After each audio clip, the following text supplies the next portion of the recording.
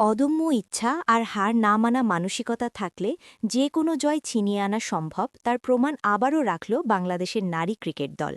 ICC নারী টি-20 বিশ্বকাপ বাছাই পর্বে নিজেদের দ্বিতীয় ম্যাচে পাপুয়া নিউগিনির বিপক্ষে এক দাপুটে জয় তুলে নিয়েছে লাল সবুজের প্রতিনিধিরা, বিশেষ করে তরুণ অলরাউন্ডার স্বর্ণা আক্তারের ব্যাটে।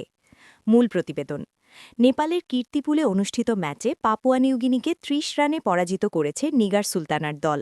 টসে হেরে প্রথমে ব্যাটিং করতে নেমে বাংলাদেশ নির্ধারিত ২০ ওভারে ৫ উইকেট হারিয়ে ১৬৮ রানের একটি বিশাল সংগ্রহ দাঁড় করায়। জবাবে ব্যাট করতে নেমে পাপুয়া নিউগিনি নির্ধারিত ওভারে ৯ উইকেটে ১৩৮ রান তুলতে সক্ষম হয়। টানা দ্বিতীয় জয়ের ফলে ২০২৬ বিশ্বকাপে খেলার স্বপ্ন আরও উজ্জ্বল হল বাংলাদেশের। ম্যাচের হাইলাইটস। স্বর্ণার রেকর্ড।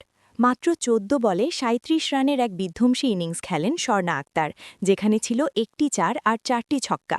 এর মাধ্যমে তিনি বাংলাদেশের নারী টি-20 ক্রিকেটের ইতিহাসে এক ইনিংসে সর্বোচ্চ ছক্কা মারার রেকর্ড গড়েন। Strike rate. স্বর্ণা ২৬৪.28 স্ট্রাইক রেটে ব্যাটিং করে ম্যাচ সেরা নির্বাচিত হন। দলীয় অবস্থান। গ্রুপ এতে টানা ২ জয়ে ৪ পয়েন্ট নিয়ে বর্তমানে শীর্ষে অবস্থান করছে বাংলাদেশ। বোলিং নৈপুণ্য। বল হাতেও দারুণ অবদান রাখেন বোলাররা। স্বর্ণা আক্তার নিজেও ১ ওভারে ৬ রান দিয়ে একটি উইকেট শিকার করেন। আউটরো। মাঠে নামলে যে রেকর্ড কেবল ভাঙার জন্যই তৈরি হয়, স্বর্ণা আক্তার তা আবারও প্রমাণ করলেন। তরুণ এই প্রতিভার এমন দুর্দান্ত পারফরমেন্স পুরো দলকে যেমন আত্মবিশ্বাস দিচ্ছে, তেমনি বাংলাদেশের নারী ক্রিকেটের ভবিষ্যৎ যে উজ্জ্বল, সেই বার্তাই পৌঁছে দিচ্ছে বিশ্বমঞ্চে। আগামীকাল নামিবিয়ার বিপক্ষে নিজেদের পরবর্তী ম্যাচে মাঠে নামবে টাইগ্রেসরা। জয়ের এই ধারা অব্যাহত থাকুক সেই প্রত্যাশাই রইল।